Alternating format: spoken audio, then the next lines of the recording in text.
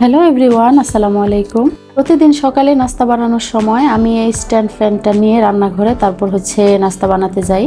হঠাৎ করে কালকে ফ্যানের পাখাটা একদম লুজ হয়ে গেছে, সামনের অংশটা খুলে নিচে পড়েই গেছিল। এখন সকাল 7টা বাজে। আয়ানের বাবাকে ঘুম থেকে তুলে ফ্যানটা ঠিক করে দেওয়ার জন্য বলছিলাম।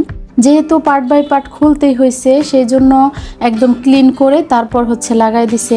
এই ফ্যানটা এত বাতাস, সিলিং ফ্যানের চাইতেও বেশি বাতাস, আর বাতাসটাও খুব ঠান্ডা। সবসময় আমি এই ফ্যানটা ছেড়েই রান্না করতে যাই। সকালে নাস্তা বানানো শেষ করে এই তো আমার বাচ্চাকে ডাকতে আসলাম। ওকে খাওয়া দাওয়া রেডি করে স্কুলে পাঠাতে হবে। সকালে ঘুম থেকে তোলা খুবই কষ্টকর। সকালে ঘুম থেকে তুলতে গেলে অনেক খেলাধুলা করে, অনেক দুষ্টামি করে তারপর ওকে তুলতে হয়। ওকে বলতেছিলাম যে ওর স্কুলের ফ্রেন্ডরা সবাই চলে আসছে, বলে সবাই যদি আসতো তাহলে ওরা সবাই আমাকে ডাকতে আসতো। সকালের কাজের সাথে আমার নতুন করে আরেকটা কাজ যোগ হয়েছে। বেশ কিছুদিন যাবৎ আয়নের বাবার ব্লাড সুগার নিয়ে একটু টেনশনে আছি। প্রতিদিনই চেক করে নিতে হচ্ছে।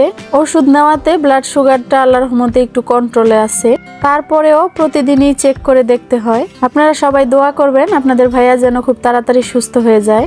এই প্রবলেমটা হয়তোবা জেনেটিক, কারণ আমার শ্বশুর শাশুড়ির, ননদ ননার সবারই আছে। প্রথম ইনসুলিন নিতে দেখলে খুবই ভয় লাগতো, এখন দেখতে দেখতে অভ্যস্ত হয়ে গেছি। এটা এমন একটা অসুখ যে লাইফস্টাইলই চেঞ্জ করে দিতে হয়। সবচেয়ে বড় কথা পেটে ক্ষুধা থাকলেও পেট ভরে খাবার খাওয়া যাবে না। এর চাইতে কষ্টের আর কি হতে পারে। তো এই তো সকালে নাস্তা করে নিয়েছি। এখন আয়ানকেও রেডি করে দিয়েছি, ওর বাবা যাওয়ার সময় ওকে নিয়ে যাবে। এদিকে আমি ঘরের সব কাজ গুছিয়ে নিয়েছি। এখন দুপুরে রান্না বসায় দিব।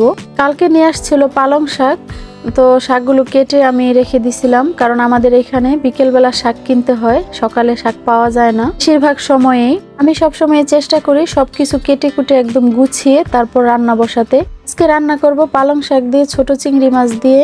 বড় চিংড়ি মাছগুলো ভুনা করব আর চিংড়ি মাছের পা গুলো ভাজবো। চিংড়ি মাছের পা ভাজা খেতে খুবই মজা লাগে। আর রান্না করব গরুর মাংস। সবকিছু একসাথে গুছিয়ে নিয়ে চেষ্টা করি রান্না বসাতে। তো এই তো আমার রান্না হয়ে গেছে, চিংড়ি মাছ ভুনা আর পালং শাক দিয়ে চিংড়ি মাছ দিয়ে। সকালের একটু আলু ভাজিও আছে। সকালে পরোটার সাথে আলু ভাজি করছিলাম। পরোটা দিয়ে আলু ভাজি আয়ানের খুব পছন্দ। এদিকে আয়ানের বাবার আলু খাওয়াই নিষেধ। তো রান্না শেষ করে নিয়েছি, এরই মধ্যে আয়ানও চলে আসছে। একটা মেয়ে বিয়ের আগে যেমন তেমন, বিয়ের পরে একটা মেয়ে থেকে মা হয়ে ওঠার গল্পটা এতটাও সহজ না যতটা সহজভাবে বলা যায় বা দেখা যায়। প্রত্যেকটা মেয়ের ক্ষেত্রে একই, বিয়ের পরে যেমন তেমন একটা বাচ্চা হয়ে গেলে দায়িত্ব নিতে হয় না, দায়িত্ব একদম ঘাড়ে এসে পড়ে।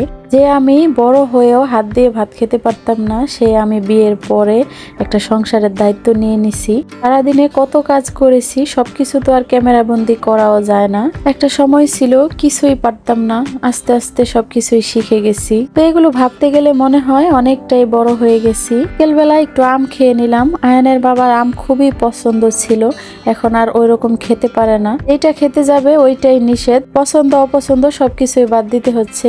তো বিকেলবেলা একটু বাইরে বের হলাম। তো এই তো ভিডিওটি ভালো লাগলে একটা লাইক দিয়ে দিবেন। সবার সুস্বাস্থ্য কামনা করে আজকের ভিডিওটি এখানে শেষ করছি। আল্লাহ হাফিজ।